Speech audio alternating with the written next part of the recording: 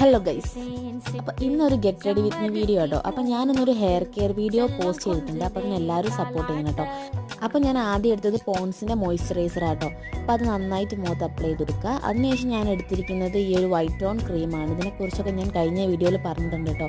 ഇത് മുഖത്ത് നന്നായിട്ട് അപ്ലൈ ചെയ്ത് കൊടുത്തതിന് ശേഷം ഞാൻ കണ്ണിൻ്റെ മുകളിൽ ഐലൈനർ എഴുതാൻ പോകാം കേട്ടോ.